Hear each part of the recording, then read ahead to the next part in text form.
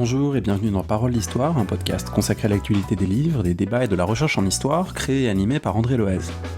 Aujourd'hui, pour une émission estivale, nous partons en balade dans les jardins parisiens au XVIIIe siècle, en compagnie de Jan Sinowiecki qui nous présente son beau livre d'histoire environnementale. Retrouvez-nous en ligne sur les réseaux sociaux et sur le site parolehistoire.fr. Merci et très bonne écoute.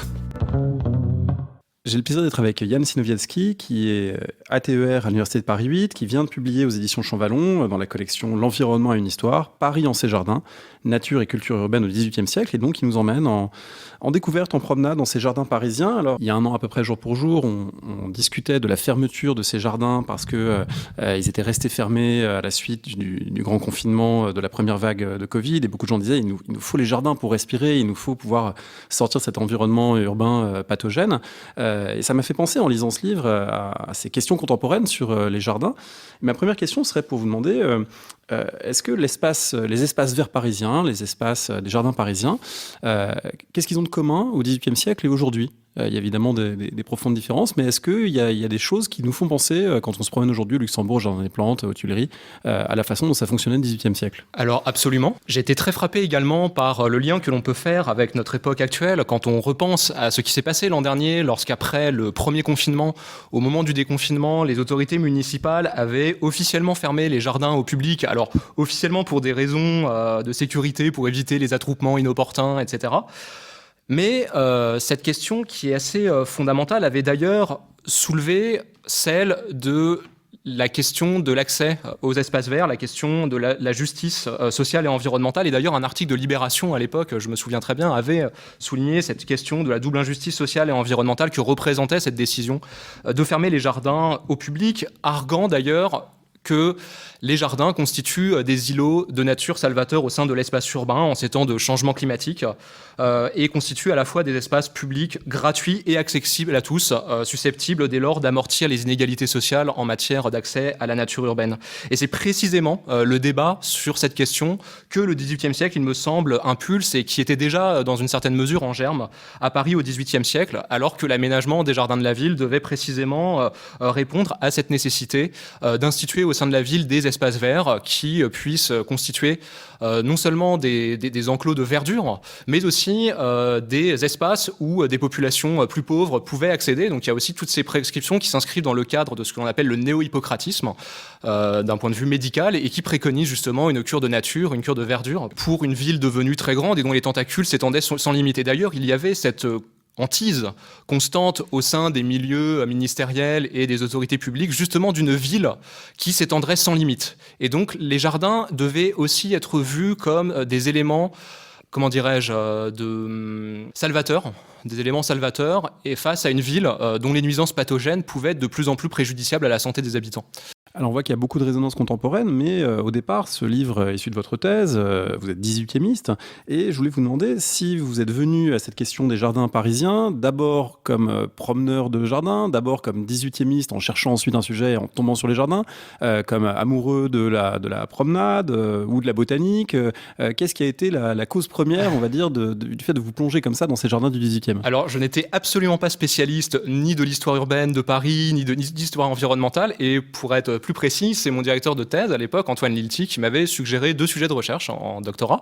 Donc soit un sujet sur les jardins parisiens au XVIIIe siècle, donc un sujet d'histoire urbaine qui serait revisité à l'angle de toutes ces interrogations, et puis d'autre part un sujet qui portait davantage sur la circulation des savoirs antiquaires entre l'Empire ottoman, l'Inde et l'Europe. Et j'avoue que mes compétences linguistiques ne me portaient pas spécialement vers ce genre de sujet, si bien que je me suis tourné avec beaucoup d'enthousiasme vers un sujet que je ne maîtrisais pas, et le challenge aussi de pouvoir travailler sur des sources archivistiques que j'avais assez peu fréquentées en master me paraissait à bien des égards stimulante. J'avais par exemple très peu travaillé sur les sources de la Maison du Roi qui sont conservées dans la série O1 ou la série Y des commissaires du Châtelet. C'était des documents qui me paraissaient vraiment intéressants. En faisant ce travail, quand on vous lit, on est frappé par une chose, c'est peut-être par le décalage entre certaines images qu'on peut avoir des jardins parisiens et de leur rectitude géométrique, quand on regarde des estampes, des vues optiques de Paris au XVIIIe. Récemment, le musée Carnavalet a rouvert et on peut y aller et voir effectivement une vision d'un Paris extrêmement ordonné, parfois idéalisé, et puis une réalité que vous décrivez qui est finalement beaucoup plus fragile. Quand on regarde les fragilités de ces jardins, c'est une fragilité d'abord très, très concrète, parce qu'il y a des endroits mal réparés, mal entretenus, des clôtures cassées, etc. Une fragilité aussi environnementale, parce que littéralement, il y a des gens qui viennent faire leurs besoins dans les jardins. Fragilité sociale, administrative, on a l'impression d'une administration souvent complètement dépassée et au bord de la ruine et de la banqueroute, comme l'est l'État monarchique à la fin du XVIIIe. Donc c'est très intéressant ce contraste entre une image du jardin à la française et puis une réalité qui est beaucoup plus prosaïque et beaucoup plus fragile.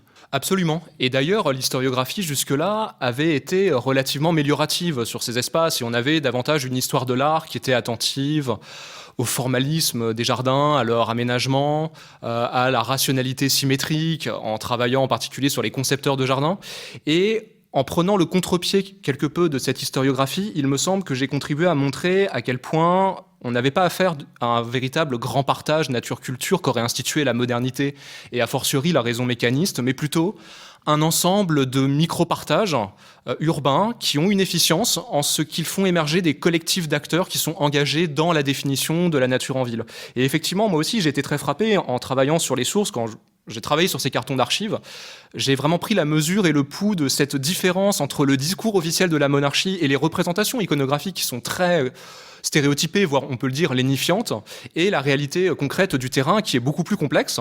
Alors évidemment, il ne faut pas tomber dans l'extrême inverse qui consisterait à prendre au pied de la lettre les sources qui par définition ne donnent à voir que cette part fragile, incertaine, contestée de la nature urbaine, mais néanmoins c'était une réalité qu'il ne fallait pas écarter et ces travaux s'inscrivaient aussi dans le renouvellement de l'histoire environnementale pour l'époque moderne qui tend à montrer que cet absolutisme environnemental doit être considérablement révisé. Alors certes, mon travail semble déboucher peut-être sur une impasse dans le sens où, contrairement par exemple à ce que montre Thomas Leroux pour les pollutions parisiennes à la fin du XVIIIe siècle, on voit vraiment une machinerie administrative se mettre en place, un arsenal réglementaire pour réguler les pollutions industrielles. On a l'impression que dans mon livre, c'est en quelque sorte l'inverse qui se passe, mais il me semble néanmoins que on trouve à la fin du XVIIIe siècle des formes de régulation qui émergent en mobilisant le public et l'opinion publique qui aspirent à être le dépositaire légitime de l'aménagement des jardins. Nous aurons peut-être l'occasion d'y revenir, mais c'est aussi, à mon avis, l'une des grandes caractéristiques des jardins au XVIIIe siècle, c'est justement de voir l'émergence de cette opinion publique qui aspire à faire partie des instances régulatrices de la nature en ville. Avec là aussi peut-être des clichés historiographiques auxquels il faut faire attention de pas trop correspondre, parce qu'on a souvent lu aussi que le jardin était l'antichambre de la Révolution, que la Révolution finalement s'était d'abord décidée sous les travées arborées du Palais Royal avant de se mettre en scène et de se jouer ensuite à Versailles et puis à la Bastille. Là aussi, vous êtes prudent en disant qu'il y a d'autres enjeux que ces enjeux politiques. Et puis, le politique, ce n'est pas que le politique au sens majeur du terme, la lutte contre le despotisme de l'Ancien Régime, mais c'est aussi tous ces micro-partages, ces micro-conflits, et que voilà, il ne faut pas imaginer un Palais Royal où on passe son temps à discourir, à lire des libelles et des pamphlets anti-monarchiques. La réalité est là aussi plus complexe. Absolument, cette vision a été également omniprésente dans l'historiographie qui consistait à dépeindre les jardins du Paris des Lumières et en particulier de la deuxième moitié du XVIIIe siècle comme des sortes d'antichambres de la Révolution française, des enclaves de liberté au sein de l'espace urbain parce que ces jardins précisément auraient échappé aux griffes des instances policières qui quadrillent l'espace urbain, je pense à la lieutenance générale de police, et que donc, in fine, ces espaces qui échapperaient aux griffes tentaculaires du lieutenant général de police auraient été des enclaves champêtres de liberté au sein de l'espace urbain. Ce que je montre au contraire, par exemple, avec le cas du Palais Royal, c'est qu'on peut prendre justement la question politique dans un autre sens. On peut montrer justement que la politisation vient des questions d'aménagement. Et on voit justement, dans les années 1780, une cause politique émerger autour de l'aménagement du jardin du Palais Royal, qui est un enclos princier, qui est donc un apanage qui appartient au duc d'Orléans. Et donc lorsque le duc d'Orléans se lance dans cette vaste opération foncière qui consiste à retrancher quand même un tiers environ de la superficie jardinière pour construire des galeries commerciales, on a un véritable débat qui va opposer les riverains, les promeneurs et le duc de Chartres, qui vont se constituer en collectifs très différents, mais qui vont utiliser aussi des canaux de communication différents. Donc à la fois, on va avoir les propriétaires et les riverains qui vont se constituer en collectif juridique et sceller leur unité, d'ailleurs à travers un contrat, et qui vont porter la cause devant le Parlement de Paris. Et on a des promeneurs désabusés qui utilisent les canaux satiriques pour revendiquer un accès public et gratuit à la nature urbaine. Et c'est donc dans les années 1780 que le modèle du jardin d'Ancien Régime entre en tension avec une nouvelle définition publique, collective, et puis la Révolution française, ce qui consacrera la dimension nationale des jardins publics. Parce qu'à l'arrière-plan de ce conflit que vous évoquez autour du Palais Royal, il y a finalement la question de à qui appartient le jardin. En théorie, légalement, il appartient au prince, à la famille d'Orléans, mais un certain nombre de gens commencent à dire que puisque les promeneurs y vont depuis longtemps, finalement, l'usage consacre la nature publique du jardin. Donc le privé deviendrait public de par l'usage qui en est fait, et là, ça contrevient un petit peu aux hiérarchies trop strictes qui seraient celles de l'Ancien Régime finissant. Oui, absolument, puisque le droit d'accès aux jardins princiers et royaux dépendait précisément de la magnanimité du prince. C'est-à-dire que ce droit d'accès au jardin sous l'Ancien Régime était très concrètement révocable, comme il pouvait l'être déjà au XVIe siècle dans les villas médicéennes. C'est ce qu'on appelait la lex hortorum, dont on a dit qu'elle a influencé les jardins européens sans qu'on ait précisément d'éléments qui permettent de le montrer empiriquement. Mais néanmoins, ce droit d'accès au jardin qui constitue une forme de démonstration de la magnanimité du prince demeure très concrètement révocable. Et d'ailleurs, par exemple, sous la Régence, il n'y a qu'à penser au Jardin du Luxembourg qui ferme ses portes pendant quelques années et qui va donner lieu à toutes les spéculations sur les supposées mœurs libidineuses de Philippe d'Orléans. Mais aussi, par exemple, je pense au Jardin des Tuileries, même encore en 1788, quand le sultan Nabab Tipou, qui vient de l'Inde, précisément pour nouer des relations diplomatiques avec la France, le Jardin des Tuileries est fermé quelques jours. Donc ce droit d'accès au jardin, il est toujours concrètement révocable. Et puis il faut bien avoir en tête également que les jardins n'étaient pas publics au sens où on l'entend aujourd'hui. C'est-à-dire que tout cet univers de la domesticité urbaine était soigneusement écarté, c'est-à-dire les portefaix, les laquais, les domestiques, etc. Or, là, c'est la Révolution française qui va introduire cette rupture, mais rupture pas si brutale, puisque là, on voit bien que les années 1780, comme vous le soulignez, introduisent justement une prise en considération des usages publics du jardin et des usages gratuits. Et c'est-à-dire que quand le duc de Chartres et puis d'Orléans met en place ce projet d'aménagement au Palais Royal, les riverains et les promeneurs, qui publient parfois des documents anonymes, par exemple, je pense à ces observations sur la destruction de la promenade du jardin du Palais Royal, on va justement chercher dans le droit public allemand les conditions théoriques d'élaboration d'une propriété publique du jardin. Et on va arguer, par exemple, du fait que le public fréquentant le jardin depuis plus d'un siècle, il devient donc usufruitier du jardin par ce fait-là même, et qu'en tant qu'usufruitier légitime, il devient donc le dépositaire de son aménagement. Usufruitier du jardin, ça ne veut pas dire pourtant que tout serait possible au jardin, puisque même à l'intérieur du jardin, il y a des codes, il y a des règles à observer, il y a des conflits là aussi d'usage, qui sont là aussi très actuels. Quiconque est allé dans un jardin parisien, c'est que l'accès aux pelouses est quelque chose qui est pas évident. Il y a des pelouses publiques où on peut aller pique-niquer, où on peut aller jouer au foot, et puis il y a d'autres pelouses qui sont clairement interdites, et puis il y a des pelouses qui sont parfois avec un statut intermédiaire incertain. Il y a des pelouses au repos, il y a des pelouses où on peut aller, puis les gardiens parfois vous laissent vous y installer, puis parfois vous donnent un coup de sifflet. Donc c'est des enjeux qui finalement sont toujours actuels, et on voit qu'au XVIIIe siècle, ça mobilise déjà des acteurs qui disent, par exemple, j'ai noté une citation dans un dictionnaire de police, les promeneurs peuvent jouir de tout mais ne rien gâter au jardin. Autrement dit, cueillir des fleurs, piétiner les parterres, voilà, ça préoccupe aussi les gens qui s'en occupent. C'est une question en effet fondamentale, d'autant plus que les autorités veillent soigneusement à maintenir des frontières relativement imperméables entre le public, les promeneurs, et puis les collections et surtout les plantes. Et donc on a cette question justement de comment maintenir des frontières acceptables entre les différents groupes, entre les humains et les non-humains, comment garantir des frontières acceptables, d'autant plus qu'un nouvel enjeu se pose véritablement au XVIIIe siècle, c'est la question de la conservation des plantes, puisque cette conservation, en fait, très loin d'être statique. Aujourd'hui, quand on pense à la conservation de la nature, on pense nécessairement aux aires protégées, qui délimitent très spécifiquement des aires, des enclos, des zones protégées. Alors qu'au XVIIIe siècle, en fait, quand on part de la définition de la conservation, quand on prend par exemple l'article de l'encyclopédie qui porte sur la conservation, on s'aperçoit que c'est un phénomène qui est extrêmement mobile. C'est la conservation de ce qui se modifie sans cesse, c'est la conservation des flux de la matière, etc. Et donc, on retrouve ça concrètement dans les jardins. La conservation n'est pas du tout ce phénomène statique, clos, mais au contraire, comment conserver en garantissant néanmoins des interactions entre des collectifs d'humains et de non-humains. Alors, ce qui pose problème, ce ne sont pas seulement les promeneurs, ce sont aussi les animaux, peut-être aurons-nous l'occasion d'y revenir, qui causent des dégâts aussi considérables aux plantes, dont on cherche à les éloigner des parterres de fleurs. Peut-être qu'on peut revenir un petit peu sur l'inscription historiographique de votre travail, l'histoire environnementale à plusieurs décennies maintenant. Vous citez en introduction notamment plusieurs types de travaux qui ont accompagné votre réflexion, notamment du côté américain, beaucoup d'éco-biographie de ville, qui explique comment une ville s'est construite dans son environnement, autour de son environnement, avec aussi un certain nombre de limites de cette approche. Et puis du côté français, j'ai noté par exemple les travaux de Grégory Quesnay sur Versailles, de Pauline Valade sur Paris et les réjouissances royales à Paris, toute une série de travaux qui ont aussi interrogé les liens entre société, pouvoir et espace au sens large, espace urbain, mais aussi espace façonné par l'homme. Là, il y a presque, je ne vais pas dire une école, mais il y a quand même une tendance forte à la prise en compte de ces questions, en particulier à l'époque moderne. Tout à fait, d'autant plus que ces espaces ne sont jamais, il me semble, des espaces totalement naturels. Ils sont traversés profondément par des enjeux de pouvoir, d'autant plus que l'on a des rivalités extrêmement fortes entre des institutions différentes, la direction des bâtiments du roi, la lieutenant générale de police, et puis il y a aussi ces collectifs de promeneurs, de riverains, qui aspirent aussi à participer à la définition de la nature en ville.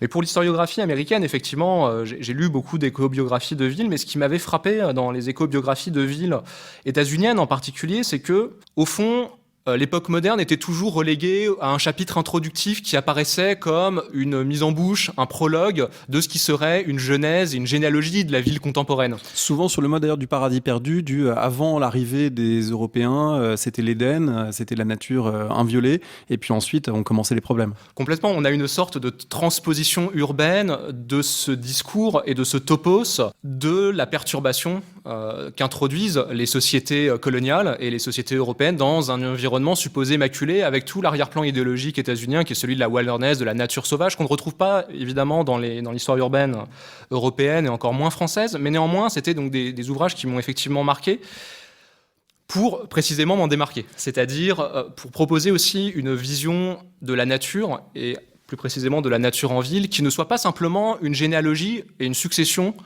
de problèmes contemporains qui trouveraient leurs racines dans la modernité au XVIIIe siècle. Au contraire, il y a aussi cette profonde étrangeté, il me semble, du XVIIIe siècle. À bien des égards, cet univers nous paraît tantôt familier, mais tantôt extrêmement étrange aussi. C'est-à-dire que le vocabulaire qui est mobilisé par les contemporains n'est pas toujours le même que le nôtre. Par exemple, le terme de conservation que j'évoquais tout à l'heure ne désigne pas tout à fait les mêmes réalités. Et puis, au-delà de ça, en fin de compte, ce que l'on voit aussi précisément dans les jardins au XVIIIe siècle, c'est qu'on peut avoir, par exemple, l'intrusion de logiques marchandes et privées. Ça, c'est très clair. Cela pourrait très bien faire écho, par exemple, avec les travaux actuels de Marion Ernevine, qui travaille sur les natures de la ville néolibérale, avec cette précarisation des services publics, l'introduction d'une logique de marché. Alors, ce sont des éléments qu'on pourrait retrouver dans les jardins du XVIIIe siècle, la tension entre une nature publique et une nature privée, mais néanmoins, ça ne répond pas du tout aux mêmes logiques. L'utilisation de marchés privés vise précisément à résoudre des tensions autour de l'approvisionnement en végétaux, par exemple. Un point qui m'a intéressé en vous lisant, c'est qu'à côté de ces séries des archives nationales, série O1, série Y, série H2, etc., que vous avez dépouillées, où on voit finalement tous les dilemmes administratifs, d'administration d'ailleurs, en concurrence, en conflit, un peu dépassés par les situations, chose qu'on retrouve finalement un peu typique du 18e, de l'Ancien Régime. Il y a aussi des sources visuelles, parce que c'est important de pouvoir confronter aussi les textes à des représentations et à cette pensée visuelle de l'espace, à la façon dont on établit des plans, dont on imagine des perspectives, dont on dit voilà, il faut que l'ordonnancement visuel du jardin ait son rôle. Et d'ailleurs, c'est une préoccupation des acteurs aussi de dire il faut que le jardin soit agréable, mais aussi il faut que les vues soient préservées. Parfois, il y a des conflits autour de ça. Et puis, je me suis demandé dans quelle mesure il y avait aussi une archéologie des jardins. Un endroit où vous parlez des galeries de taupes, du fait qu'on a pu savoir à quelle profondeur il y avait des taupes dans les jardins, y compris au XVIIIe siècle, qu'est-ce qu'on peut retrouver. Est-ce que l'archéologie du jardin parisien, c'est quelque chose d'envisageable ? Alors, il y a quelques traces extrêmement fragmentaires. Je sais qu'il y a des fouilles archéologiques qui sont menées dans les jardins du Palais Royal, précisément à la fin du XVIIIe siècle. Elles ne sont pas évoquées dans le livre, mais elles sont dans la thèse. Et ces fouilles qui sont menées dans le jardin du Palais Royal vont engager une discussion non seulement sur la nature urbaine parisienne, mais plus précisément sur la place du modèle antique dans l'urbanisme parisien. Vous avez étudié essentiellement les jardins royaux, et parmi ces jardins royaux, il y en a 3 qui reviennent sans doute avec le plus de prominence dans le livre. C'est le jardin du roi actuel, le jardin des plantes, le jardin des Tuileries, le jardin du Luxembourg. Est-ce qu'on peut dire, en simplifiant évidemment, à quoi correspondraient les usages de ces 3 jardins au XVIIIe siècle, qui ont quand même chacun leur identité propre? Ils ont des points communs, mais ils ont aussi une identité assez marquée. Est-ce qu'on peut faire comme ça un petit tour d'horizon de ces 3 lieux et de leurs usages dans le Paris du XVIIIe? Alors, bien sûr, le jardin des Tuileries serait probablement, en termes d'usage, le plus proche du jardin du Luxembourg, à l'exception que l'un et l'autre sont situés à la fois sur la rive gauche et l'autre sur la rive droite de la Seine. Tous deux sont des espaces de promenade qui ouvrent à peu près au même moment au public. Pour le jardin des Tuileries, il est donc réaménagé par Le Nôtre dans les années 1660, et c'est consécutivement à ce réaménagement qu'il ouvre au public, parce que le jardin des Tuileries, jusque-là, était un parc de chasse, en fait. C'est ce que je montre en particulier dans le chapitre 3, qui est consacré aux animaux.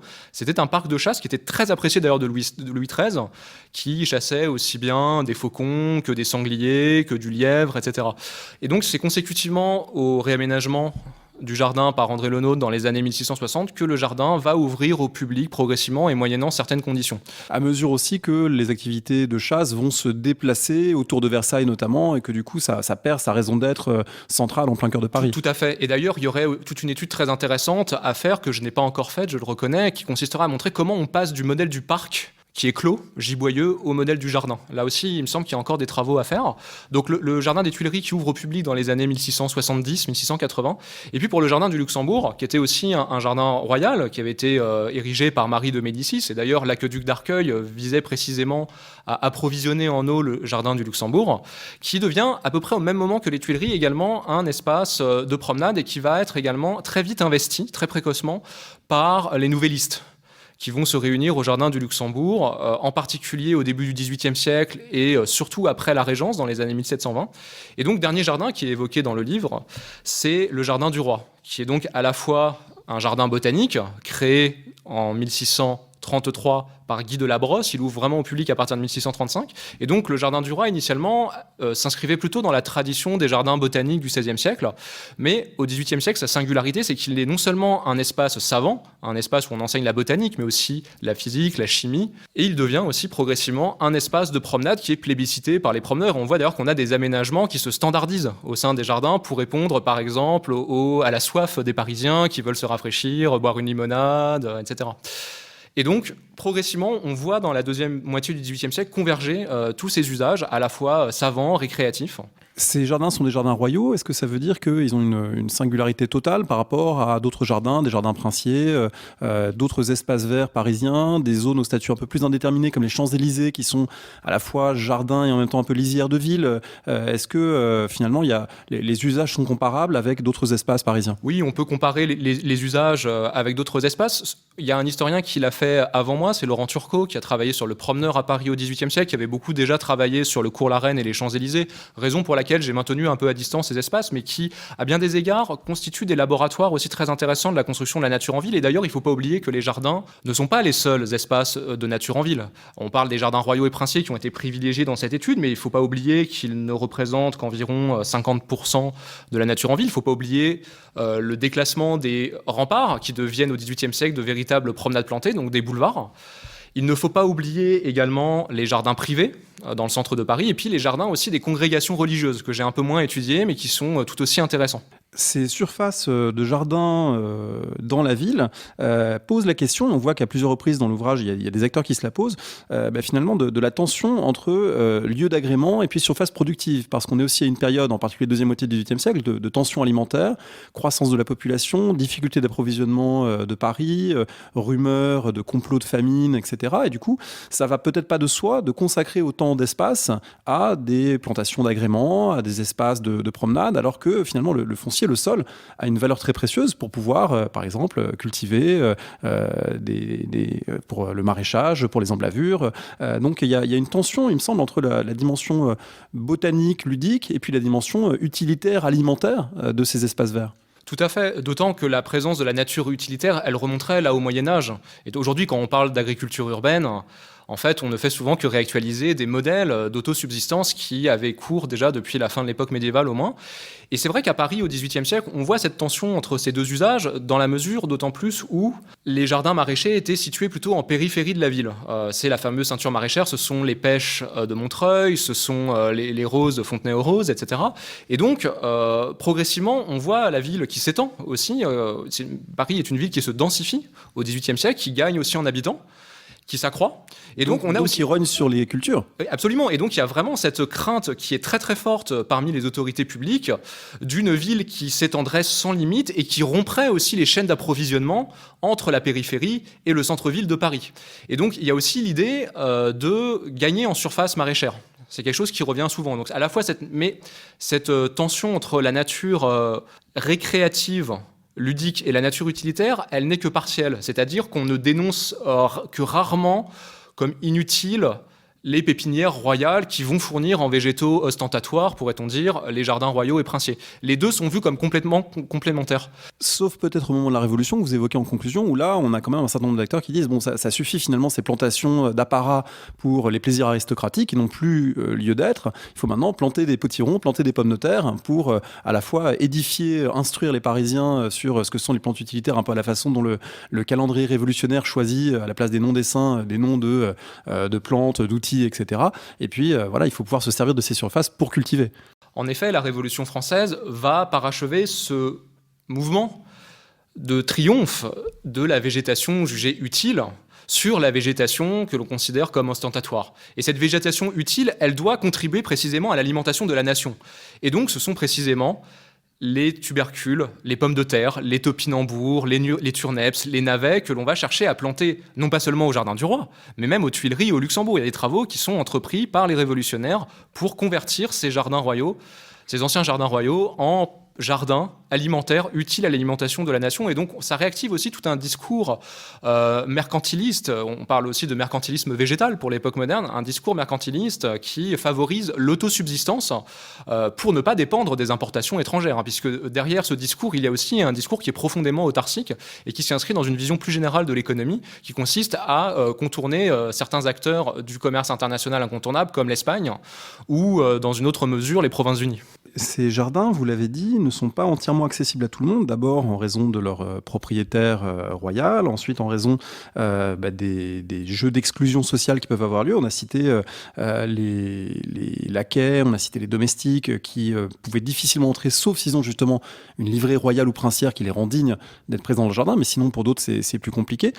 Comment se fait finalement je ne vais pas dire peut-être la discrimination, mais comment se fait la distinction sociale à l'entrée des jardins parisiens ? Là aussi, c'est extrêmement difficile à déterminer et à dire, puisque l'on voit, notamment dans la deuxième moitié du XVIIIe siècle, de nombreux individus qui s'habillent en bourgeois, qui épousent les codes vestimentaires soit de la bourgeoisie, soit de la noblesse, en portant l'épée par exemple. Et donc les distinctions vestimentaires et sociales deviennent de plus en plus floues, de plus en plus complexes à entretenir. D'autant plus que les gardes suisses eux-mêmes sont particulièrement permissifs. Et voire corrompus. Voire corrompus, puisqu'ils se font parfois gentiment soudoyer, en laissant entrer dans le jardin celles qu'on appelle les filles publiques, c'est-à-dire les prostituées, de façon tout à fait illégale, en contravention des ordonnances qui réglementent l'accès aux jardins royaux. Donc en fait, il est très difficile de savoir comment se fait le tri. On a une impression, mais peut-être est-ce un biais des sources, je ne sais pas, que règne une certaine porosité et un grand flou autour de l'accès aux jardins. Et en tout cas, moi, ce qui m'a beaucoup frappé, c'est de voir vraiment une transformation, surtout dans les années 1770, 1780, où l'on voit justement à quel point le vêtement entretient sciemment l'ambiguïté. Et on voit d'ailleurs que, c'est ça qui m'a paru très intéressant, c'est qu'au fond, le droit d'accès au jardin tel qu'il avait été conçu sous l'Ancien Régime dans la deuxième moitié du XVIIe siècle se voit progressivement remis en question et miné par cette nouvelle logique de consommation. Et on voit là aussi ces logiques qui avaient été observées par exemple par Natacha Coquery dans l'espace urbain, le développement de la mode, de la boutique, etc. Et on voit ces logiques pénétrer progressivement les espaces de promenade comme les jardins. Et il est de plus en plus difficile, ce que j'essaie de montrer dans la deuxième moitié du XVIIIe siècle, d'identifier sans équivoque des individus par le vêtement et l'habillement qui est censé néanmoins discriminer à l'entrée du jardin. C'est d'autant plus difficile que ça ne répond pas à un partage simple qui serait une noblesse qui résiste, un tiers-état qui pousse, puisqu'en fait on voit qu'il y a par exemple des nobles qui ont des clés de certains jardins parce que leurs hôtels particuliers donnent sur l'arrière d'un jardin, etc., que ces clés en fait eux-mêmes ou leurs laquais les passent à des gens peu recommandables, qui se livrent à de la contrebande. Donc en fait, c'est pas non plus un strict partage social qui ferait qu'il y a un ordre qui aurait accès au jardin, un ordre qui n'y aurait pas accès, mais il y a toute une série de gens qui jouent des rôles intermédiaires, parfois un petit peu troubles, dans ces partages publics-privés, et que, y compris des gens de la noblesse, sont parfois accusés d'avoir mal usé de leurs droits ou de leurs privilèges vis-à-vis des jardins. Tout à fait. Et effectivement, là, on voit aussi la porosité sociale des jardins. On le voit aussi à ces aristocrates et à ces nobles qui demandent à ce que leurs laquais, d'ordinaire censés être exclus des jardins, puissent pénétrer dans le jardin, obtenir les clés, etc. Donc on voit que les frontières sont extrêmement perméables là aussi, ce qui autorise, par contre-coup, toute une série d'usages déviants et illicites des jardins. Vous avez mentionné le cas de la contrebande, qui est particulièrement intense, notamment pendant la période du carême, où de sévères prohibitions théoriques, du moins, sur la consommation de viande pèsent.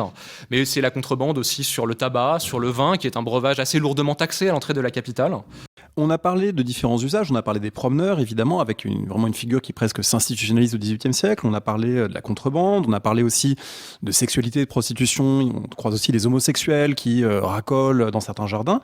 On n'a pas forcément parlé de duel. Est-ce qu'on se bat en duel dans les jardins parisiens, ou est-ce que c'est quelque chose, on sait qu'il y a des édits royaux depuis longtemps contre le duel, mais on sait aussi que c'est un phénomène qui n'a pas totalement disparu. Est-ce que c'est un lieu où on se bat, ou est-ce qu'il faut aller plus dans des zones marginales de la ville ? Alors, à ma connaissance, je n'ai pas retrouvé de traces de duel dans les jardins publics, mais là aussi, les sources peuvent être tout à fait lacunaires. En revanche, pour le cas, par exemple, du Colisée, qui est un jardin spectacle, un Vauxhall à l'anglaise, qui ouvre ses portes dans les années 1770, précisément pour organiser des réjouissances monarchiques. J'ai retrouvé de très nombreuses traces de duels qui témoignent de ce prolongement de la culture du duel et de l'épée dans ces espaces où est censée régner la civilisation des mœurs. On s'aperçoit qu'en réalité, là aussi, l'écart entre la théorie et la pratique est souvent assez considérable. Parmi les usagers des jardins aujourd'hui, à Paris, il y a évidemment une catégorie devenue peut-être pas reine, mais en tout cas centrale, ce sont les enfants, puisqu'il n'y a quasiment pas de parc parisien sans qu'il y ait des aires de jeu, des manèges, des guignols, etc. Est-ce qu'au XVIIIe siècle, les enfants ont leur place dans les jardins ? On trouve des enfants abandonnés parfois dans les jardins, il y a des archives qui le montrent, mais est-ce que les enfants en tant que tels ont leur place dans les jardins ? Alors c'est une question à laquelle il est difficile de répondre, d'une part parce que la législation sur les jardins royaux est pour ainsi dire muette sur les enfants, et que d'autre part, les sources de la pratique, dans la série O1 par exemple, le sont tout autant. Donc, il est très difficile là aussi de répondre à votre question, puisque j'ai assez peu retrouvé de traces d'enfants, hormis de sordides affaires d'enlèvement d'enfants ou de pédophilie par exemple. J'ai trouvé une affaire dans la série Y, mais hormis ces... Et donc ça veut dire qu'il n'y a en tout cas pas d'aménagement dont l'administration des bâtiments s'occuperait en disant il faut qu'à tel endroit on construise un lieu pour les enfants. Alors je ne sais pas quelle forme ça prendrait au 18e, mais il y a quand même déjà des manèges ou des choses comme ça qui y ressemblent. Alors à ma connaissance, les seuls aménagements, mais qui ne sont pas spécifiquement réservés aux enfants, ce sont les petits bateaux que l'on retrouve encore d'ailleurs sur les bassins des Tuileries et du Luxembourg, mais ces aménagements existent déjà.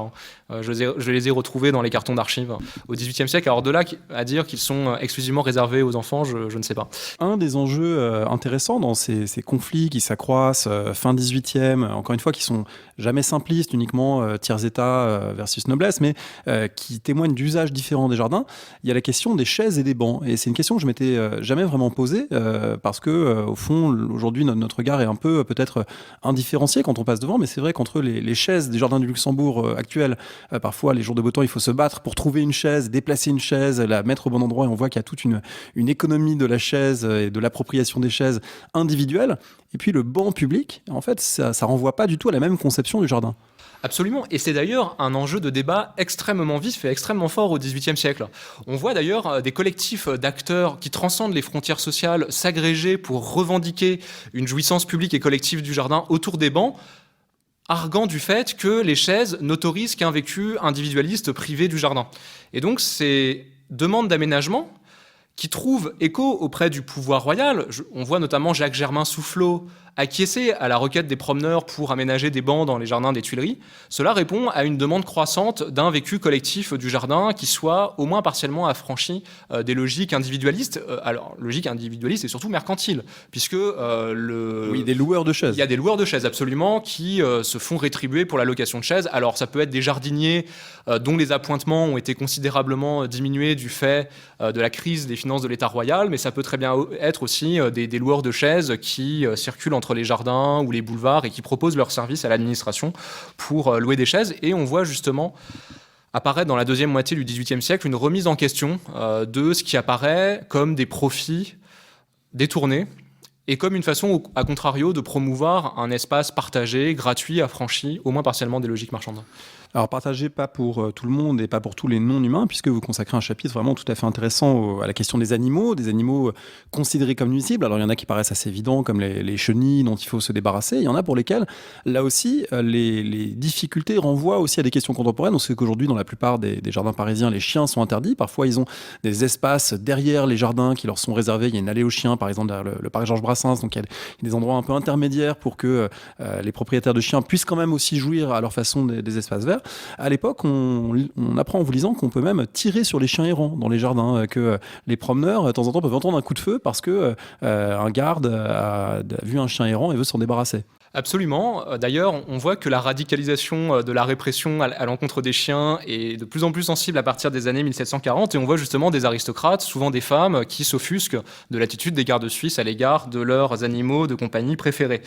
Mais cette question de la nature en ville, à travers les animaux, elle pose une question plus fondamentale que vous soulevez, et qui est celle, au fond, de la distinction entre nuisibles et non nuisibles, qui est une coupure opérationnelle, intellectuelle et pratique très opératoire au XVIIIe siècle, mais qui ne va pas sans négociation et sans discussion. Le chien est typiquement l'archétype de cet animal qui oscille entre tantôt le nuisible dès lors qu'il est laissé sans laisse dans le jardin à vagabonder sur les parterres de fleurs, et non nuisible dès lors qu'il est domestiqué, contrôlé, circonscrit à certains espaces du jardin. Et c'est là aussi où on voit la réintroduction des distinctions sociales, puisque l'administration royale, en réponse aux dégâts qui sont commis par les chiens, institue un partage entre les chiens émanant des promeneurs aristocrates et ceux des autres. Et donc, par exemple, pour les promeneurs qui ne pourraient se targuer d'une quelconque distinction, eh bien, ces gens-là sont invités à laisser leurs chiens à l'entrée du jardin. Donc là aussi, on a une distinction qui va se jouer d'un point de vue social.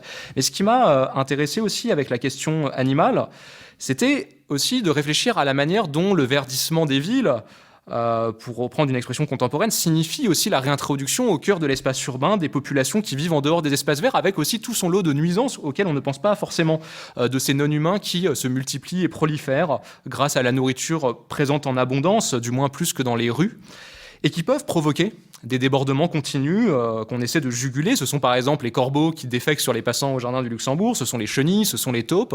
Bref, tous ces animaux qui nous mettent en garde contre une vision un peu idéalisée, contemporaine de la nature en ville.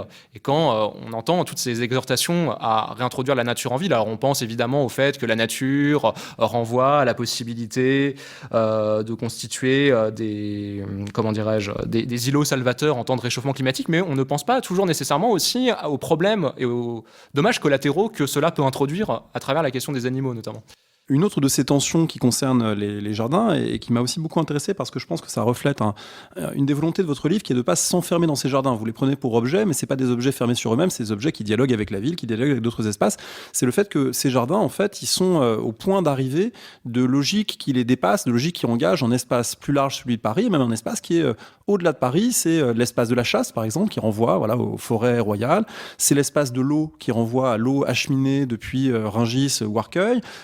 C'est l'espace évidemment des promeneurs qui vont sur les boulevards et vont dans les jardins, et donc le jardin n'est qu'un lieu parmi d'autres. Donc il y a cette idée dans votre livre de prendre le jardin non pas pour un lieu clos sur lui-même, cette hétérotopie dont certains avaient parlé dans leurs travaux, mais comme un lieu finalement de transit, de circulation qui reflète des logiques qui sont des logiques plus générales. Tout à fait. Le jardin n'est d'ailleurs qu'un prétexte à écrire une histoire urbaine et environnementale de Paris. Et même plus que de Paris, vous montrez très bien que les réseaux d'approvisionnement, en réalité, parfois excèdent largement les frontières, non seulement du jardin, mais même de Paris elle-même. C'est-à-dire que pour comprendre le jardin des Tuileries ou le Luxembourg, il faut remonter à la pépinière du Roule, à la pépinière de Marly. Il faut remonter aux forêts de Lyons en Normandie. Et pour l'eau, il faut même remonter au-delà de Paris et aux sources de l'aqueduc d'Arcueil, sur lesquelles d'ailleurs se greffe un ensemble de tensions et de contradictions. Et donc il me semble que le pari de ce livre, c'était aussi de rompre avec une histoire du jardin qui envisageait le jardin comme un espace effectivement clos sur lui-même, comme une sorte de segment autonome de l'espace urbain, alors qu'en réalité, en dépit de leur grille, qui semble matérialiser une frontière radicale dans l'espace, les jardins sont complètement partie prenante des transformations urbaines au XVIIIe siècle. Et J'espère que ce livre aura été une invitation à envisager la question de la nature urbaine en l'imbriquant dans des échelles et dans des jeux d'échelles qui soient véritablement multiscalaires. Alors, je pense que c'est vraiment une belle réussite de ce point de vue, et je rappelle aux éditeurs, aux éditrices que une approche comparable, même si c'est sur un objet très différent, avait été mise en œuvre par Elsa de Vienne dans son livre sur les plages de Los Angeles, qui là aussi sont le prolongement de la ville et reflète des logiques urbaines qui finissent par s'y manifester. Est-ce que pour finir, Yann Sinowiecki, je peux vous demander un conseil de lecture pour prolonger notre discussion ? Alors, ce ne serait pas un conseil de lecture moderniste cette fois-ci, mais je recommanderais volontiers en histoire environnementale un livre assez récent de Guillaume Blanc, Le colonialisme vert, qui porte sur l'invention du mythe de la nature immaculée africaine, sur le mythe de l'Éden africain.